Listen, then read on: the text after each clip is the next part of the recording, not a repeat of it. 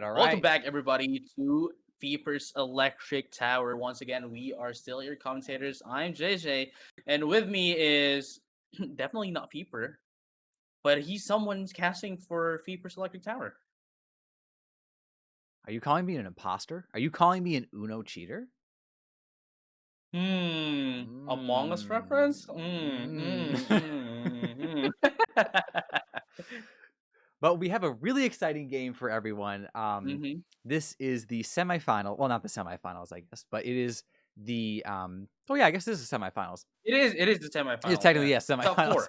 Yeah, top Top four. four. Top four. So whoever wins this will be in the finals, and we have Susie J once again, and they are going up Mm-hmm. against SaltySylveon, who is not only the first seed, but is also undefeated.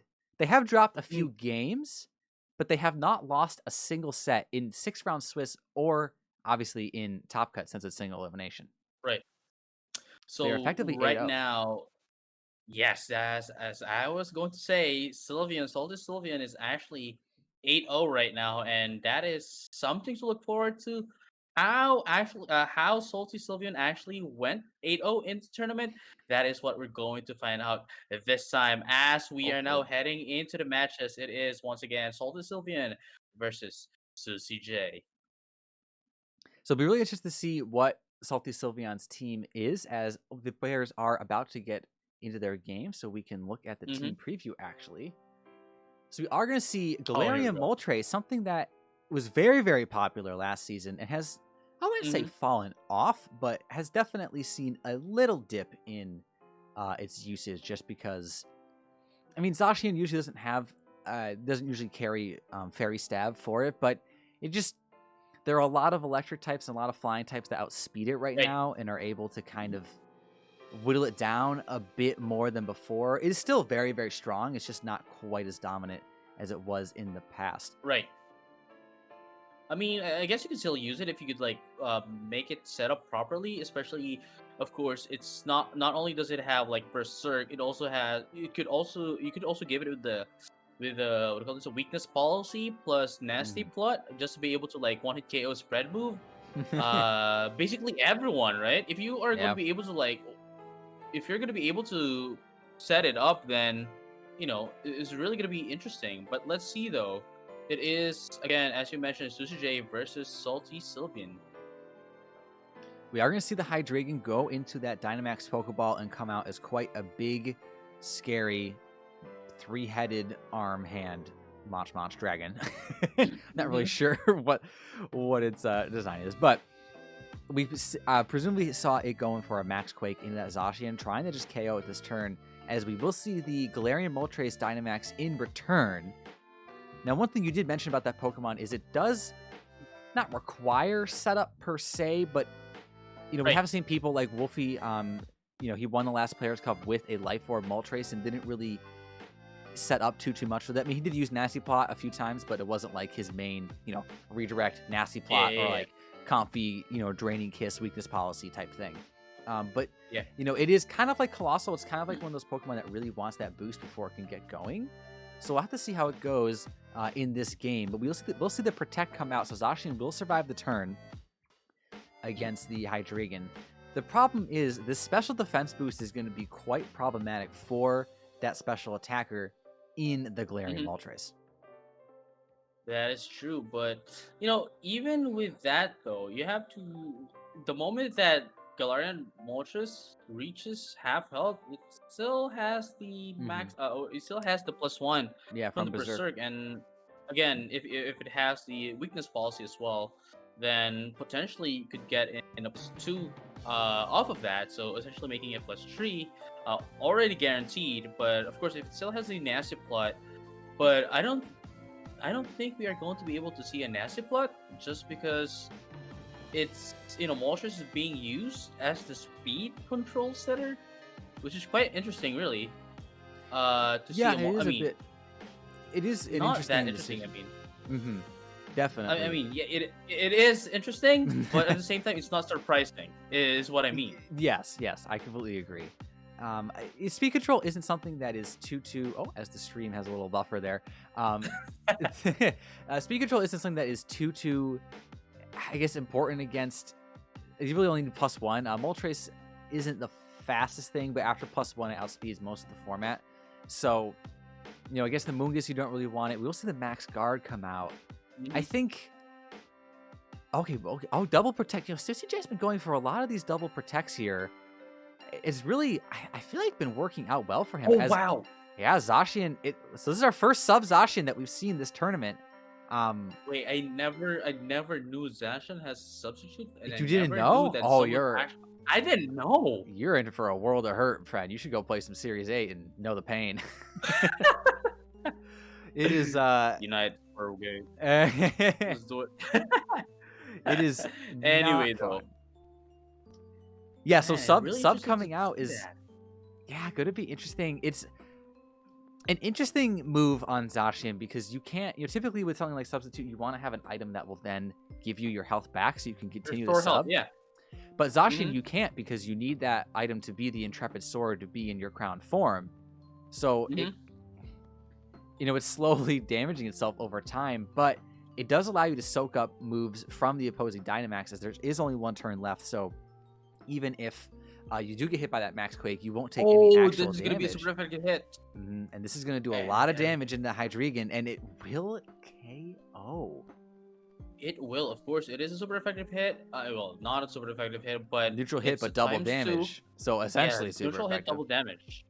What call this? And I guess the substitute makes sense, just because if you're gonna make it like your attacker, then at least make sure that your attacker, or at least your core, is going to be able to survive a hit.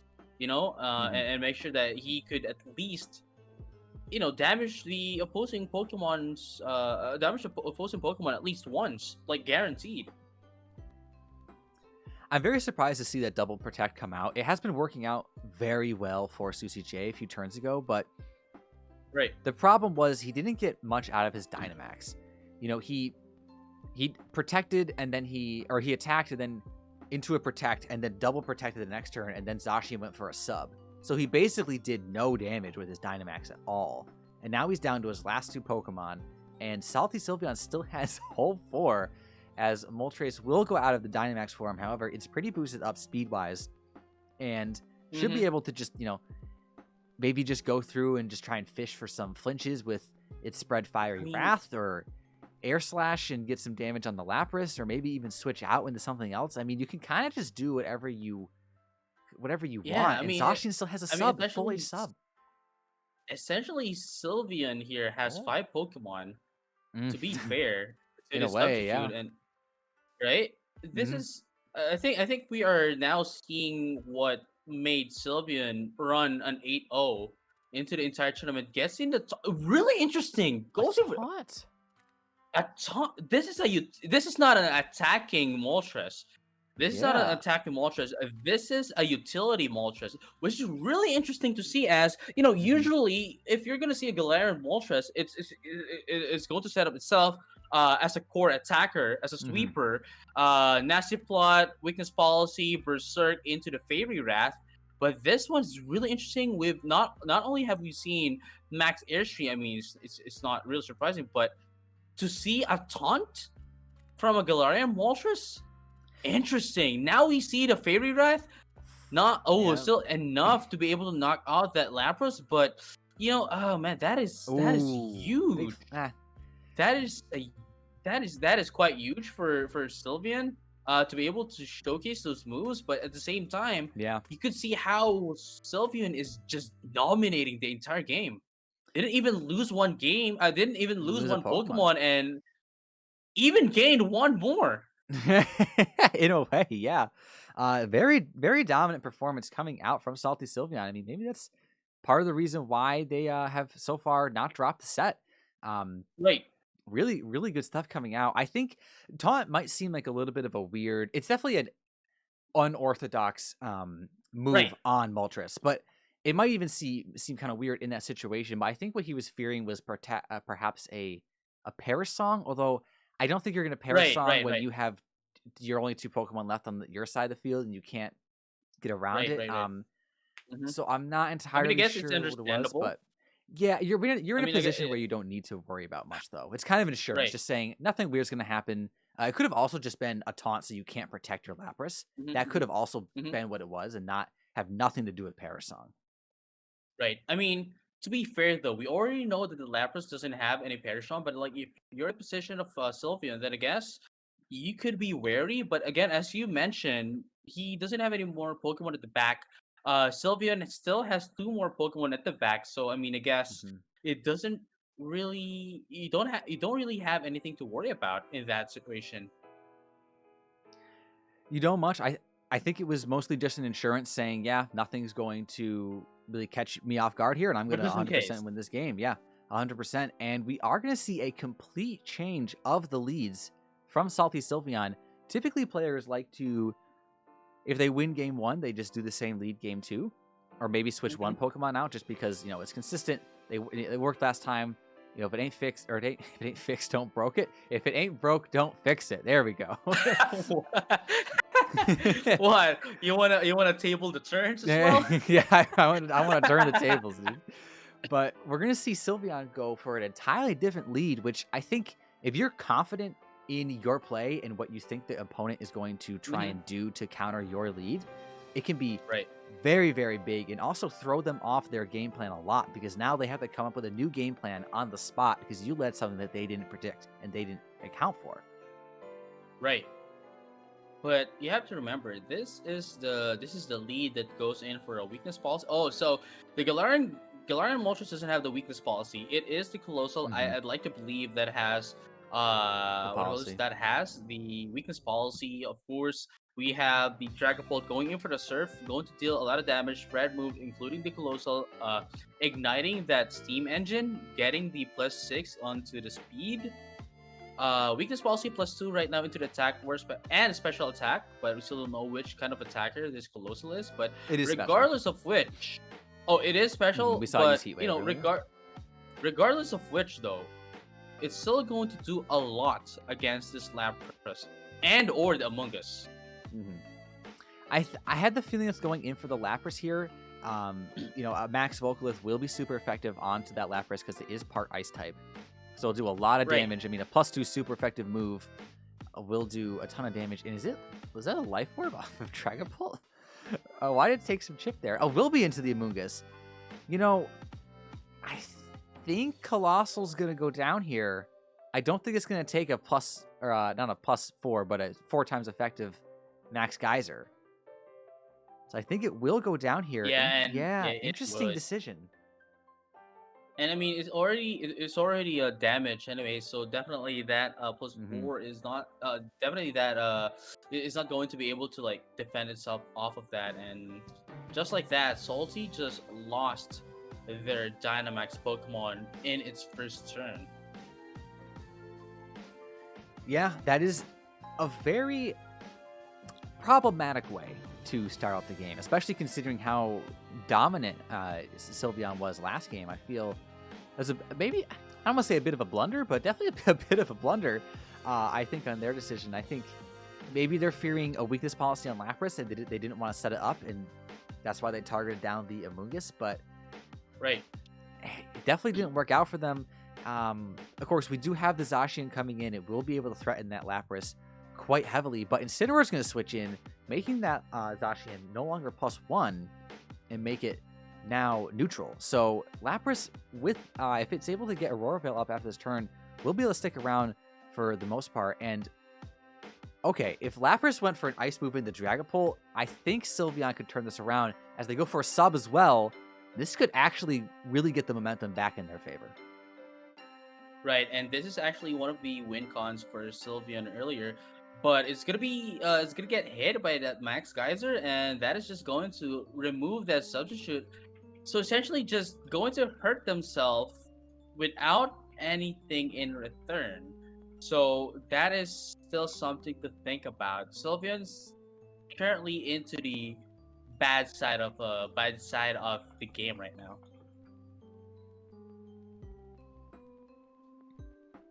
This next turn is going to be... Oh, it's going to switch out. Okay. Well, the substitute was broken, and Urshifu is the last Pokemon. this is just a tough situation for Sylveon to be in. Really, losing that Colossal turn 1 was really quite problematic, as Phantom Force is going to come out. Incineroar, being a Dark type, will not take much damage from that. And it is Life Orb Dragapult, which you typically don't see paired with Colossal. Usually it's, Focus Sash or Light Clay, and is able to, support the team more with things like Will-O-Wisp and screens rather than doing damage itself. So a very interesting, the Pokemon on Sylveon's side aren't super crazy, but their sets and items are definitely a bit unorthodox, which can really work well in your favor. However, Sylveon is in a pretty rough situation going into this next turn. They only have 2 Pokemon left. Incineroar is very healthy and can just keep taking away your attack boost from your Zacian, and you have to deal with Aurora Veil, which we've seen has just been unbelievably powerful for the side of Susie J. Let's see though. Intrepid Sword right now, of course, giving a +1 into that of the Zacian, but this might be the first game loss for Sylveon here. Might be, but at the same time, you can't discredit the Zacian and that of the Urshifu as well. So, but here we go. Behemoth Blade right now going into the Lapras. Not enough to actually take it out. Urshifu goes in for the close combat, going to be able to KO that Lapras, but still has Incineroar as his problem. Lapras will go down, but as you said, the Incineroar is an issue, and it is going to go for that parting shot. So, yep, you're going to be neutral, and then the next time Incineroar comes in, you're going to be -1. Luckily, Urshifu doesn't really care, because its crits will just bypass the attack drops. And it is in rain, so it will do a lot of damage. The problem is Urshifu is not going to be able to outspeed much of anything. It will be able to outspeed the Incineroar and the Amoonguss, but it will not be able to outspeed the Zacian, so it will presumably go down unless it's very, very physically defensively trained, which is not typical for Urshifu. So with Fake Out support coming in from this Incineroar and the Intimidate again, I think Sylveon is going to have to, reassess their game plan going into Game 3 here. Right. And Susie J, we've seen them be able to adapt really, really well in every single game. Right, but here we have this. -+0 Zacian and a -1 -1 attack or Shifu. Now, Incineroar goes in for the Fake Out. Definitely not going to be good for Salty here. But we also do see the Behemoth Blade going to be able to want to KO this Urshifu. And I think it survived, though. It did survive. It survived. It actually survived. But, who is it surging on striking? Rain. On Rain. Won't be enough. Onto the Zacian. But it's on Rain, though. 2? But it's 3 strikes, though. Not a high damage roll. The thing is, though, you can't protect, and it's in range of Aqua Jet. It's in range of Aqua Jet. Or Sucker Punch. Oh wait, no, Sucker Punch. It's Water type Urshifu, so it has Aqua Jet. Oh right. It has Aqua Jet instead. That is true. Yeah. So Incineroar will come back, into its Pokeball. Amoonguss will go in. So nothing coming out damage-wise from that side, but I believe Zacian will go down here. It will protect, which I think is the right play, but if you Aqua Jet, yep, this should pick up the KO. Okay. So I think the next turn, you have to double protect. This is difficult. Yeah, it's definitely difficult, but you can make it work. You could double protect, bypass the Fake Out, and then the problem is you have to contend with Rage Powder, and you can't get around the Amoonguss very easily. I'm kind of surprised to see close combat go. I mean, I guess in case the Incineroar doesn't switch out, that is your best move, but I don't know. Zacian's at -2.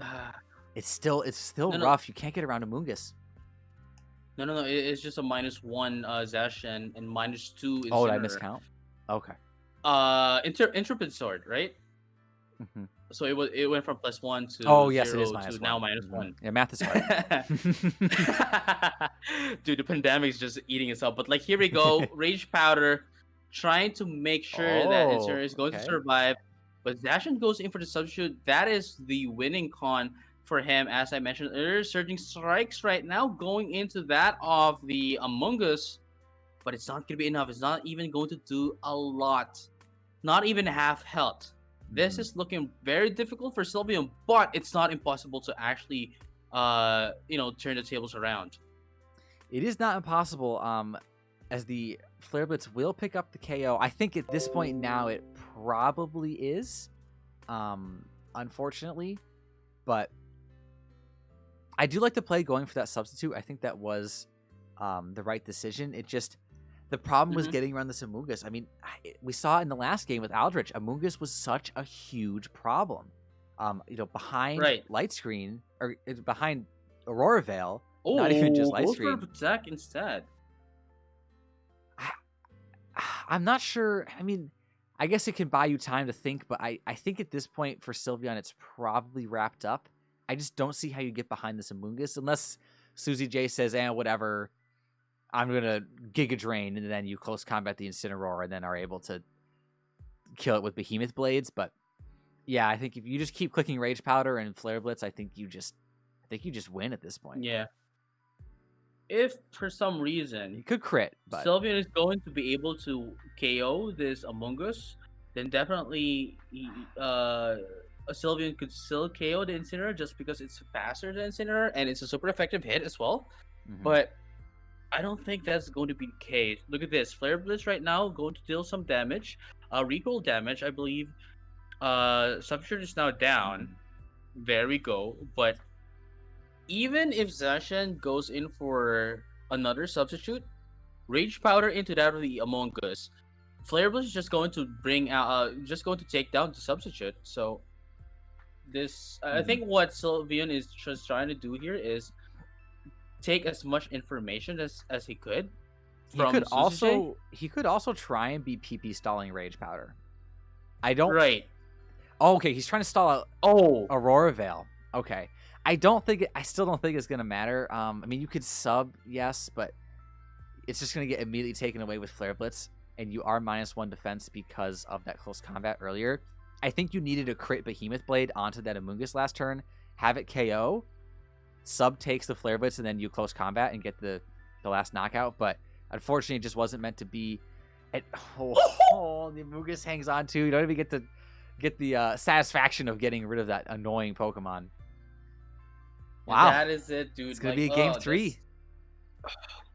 Heading into game number 3. That is, I mean, even if Sylveon gets the crit, off of that Among Us, of course, there's still the Flare Blitz going to be able to knock out that Zacian. So, I mean, if he was able, I guess, if Sylveon was able to stall it out more, I guess then the win con is not that far of reach.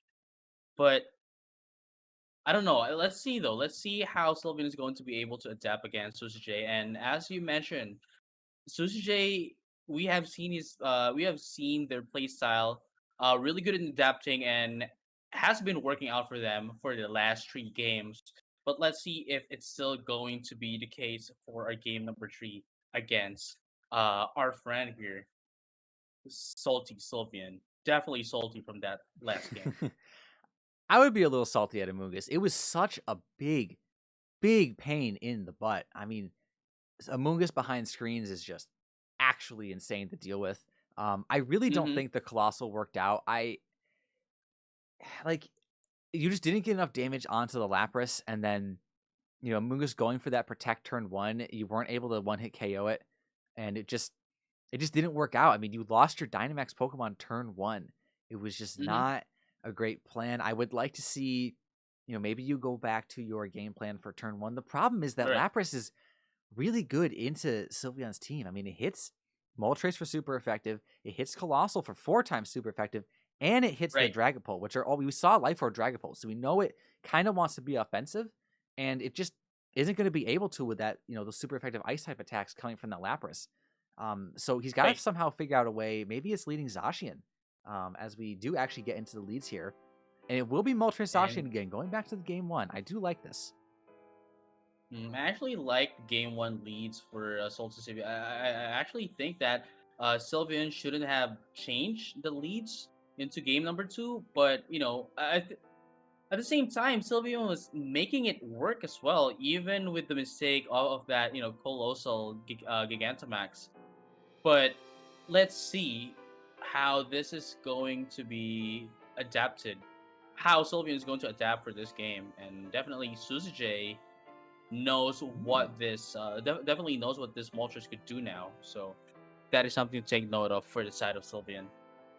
We could definitely see a taunt from the Moltres come into that Amoonguss slot, which would be problematic for the Amoonguss. For Incineroar, not too much. We are going to see Sylveon go ahead, press the go button, and Dynamax the Moltres, which Moltres, is actually a fairly bulky Pokemon, especially on the special side. So, if it goes for something like a Max Darkness into the Lapras, getting that special defense drop, and then going, and then Behemoth Blade the Lapras, that'll be a lot of damage, and presumably will be enough, even at neutral attack with Zacian, to do Right. To KO at turn 2.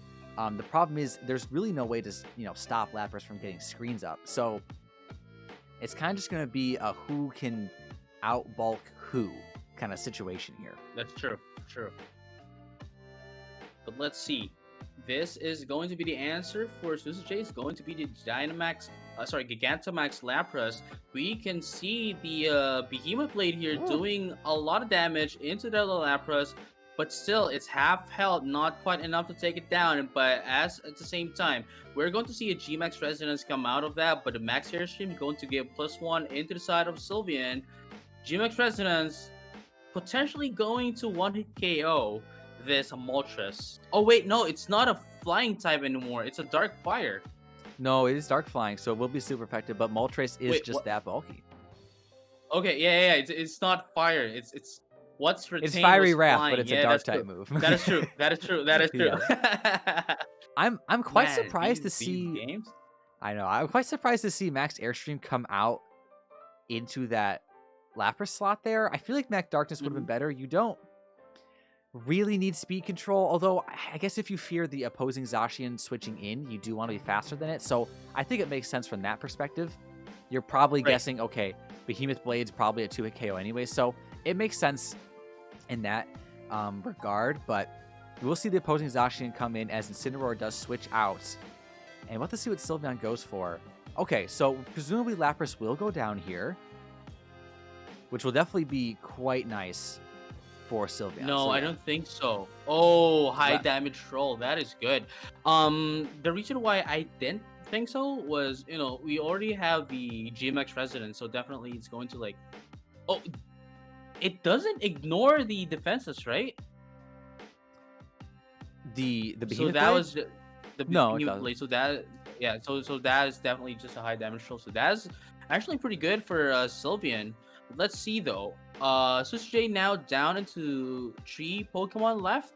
Sylveon still has the Moltres. This is, whatever's happening right now is essentially what happened in game number 1, and it's looking pretty good for Sylveon.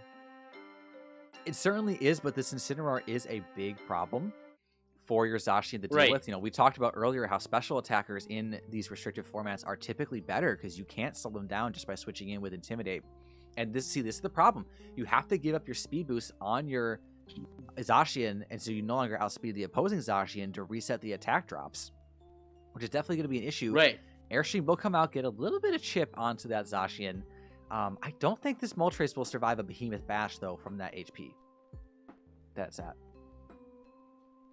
Here we have it. +1, though, was given to the Urshifu, but the Behemoth Blade is now coming down, potentially going to KO this Moltres, and it did. Of course, it's going to KO that Moltres. Now we have to say goodbye to the Moltres here, but we would definitely see the Zacian come out as well. I mean, I honestly kind of didn't like the switch out into the Zacian just because of the fact that it could still have done something even with a +/-0 on attack. That was just like -1. It wasn't like what called it? It wasn't like it's too much of a big deal I mean, if it was like -2, sure, -1, sure, but he was just back to neutral. Mm-hmm. Rillaboom will come out now. Grassy Surge is going to be activated. We'll give everyone a little bit of recovery. The Urshifu is water type, so it kind of has to fear the Urshifu has to fear this Amoonguss a little bit here, but it is +1 speed, so it will be able to attack this Zacian first. And a Surging Strikes, we saw it not do a ton because of that Aurora Veil before, but it will be able to do a decent amount of damage to it, assuming Amoonguss doesn't go for Rage Powder, which it does not this turn. We will see a decent chunk of damage. I wonder if the Rillaboom went for a Glide or perhaps maybe like a high horsepower or Wood Hammer into that Zacian slot to just try and get rid of it. And here we have it. Behemoth Blade once again. This a one-hit KO. Going to attack one of the Pokemon. Oh! That's a big survival. Close. And it is high horsepower. This will pick up the KO. That's a big... That is huge. Big survival. Huge. That may have just won Sylveon the game. Man.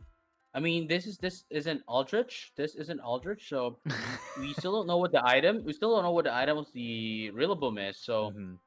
But at the same time, just making sure that it's going to... just having that survive is definitely big for Sylveon. And now Urshifu, although down to just one more Pokemon, even with a -1 now, okay? Even with a -1 now, off of that Incineroar Intimidate, I don't think there's much that Sesuj could actually do. I mean, this Amoonguss is still a problem. We saw that Giga Drain boosted by the terrain actually basically KO the Urshifu. Of course, Urshifu not known for its special defense. You do have Fake Out Pressure on the side of Sesuj and 2 full HP Pokemon that are both known for being pretty bulky. True.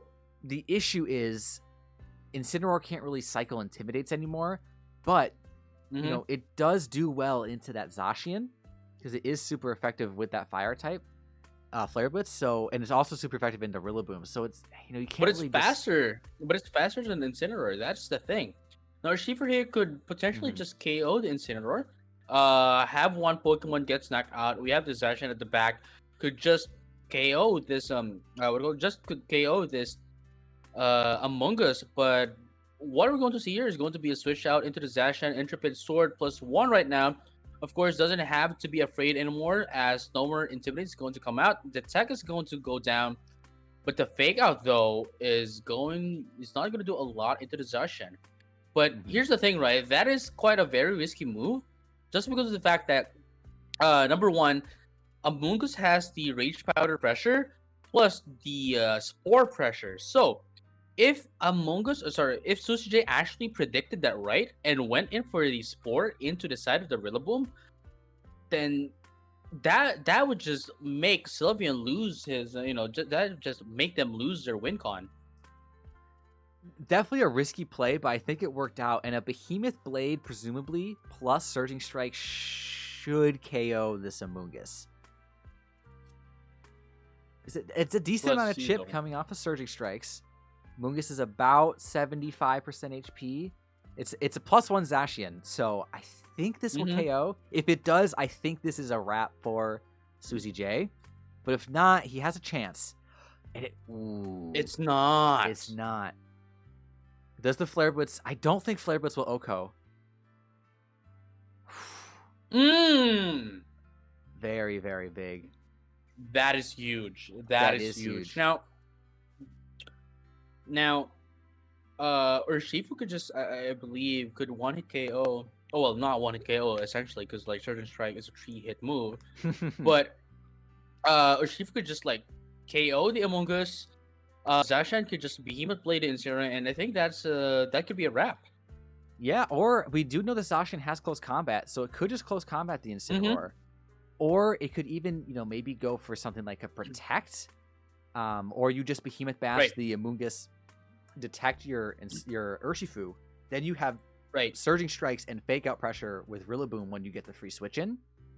That could also be an option too. I think Sylveon should have this. They have a couple ways to kind of get around the Amoonguss because, like we've said in the past, Urshifu has Unseen Fist. You can't protect against it. Right. And even if Among Us protects, even if Among Us uses Rage Powder, it's not gonna help a lot. Surgeon Strike is going to be able to KO the Among Us now. Again, you can't oh, Oh, never mind. Actually went in for the Incineroar. And I think I that is going to be a KO. Oh no, Citrus Berry is up. I think with the Citrus Berry, it will survive. It will barely survive. High damage roll? Oh, it will not. Oh, there we go. Oh, Mm-mm. that's a wrap. I'm really Mm-mm. surprised to see that play come out, though. I would have targeted the Amoonguss, but I mean, I would have as well. That's why I said it. Right? I yeah. mean, that was like the most logical thing to do. I mean, you could just like you're basically securing yourself. Once you take out the Among Us, you basically secure yourself to just KO these Incineroar regardless of what you do. Yeah. But that is quite interesting to see as well. I mean, at the same time, it kind of worked out the same way. I mean, the Surging Strikes. Right, regardless of what happened, yeah. Yeah, I mean, knowing if you know that Surging Strikes will KO Incineroar from that range, then I guess it doesn't really matter what you do. You kind of just win. But so maybe Sylveon did have that damage calc in the back. As we do see them pick up the 2-1, and they are still undefeated technically. They have dropped a few games, but they have not dropped a round. So they will be going into the finals, which will be very, very exciting. And At Susie 9-0. Yeah, at 9-0. 9-0. Which is insane. But honestly, I think Susie J put up a great fight. Definitely very good adaptation. Definitely a good game. Sushi J, big props. You have been a very great player, and we'd like to see you for maybe if there's going to be an Electric Tower number 3, we'd like to see you there, definitely. But for now, let us focus into our grand finals, which is going to be Casper versus SaltySylveon, which we'll have in just a short moment when we come back, only here at Feeper's Electric Tower.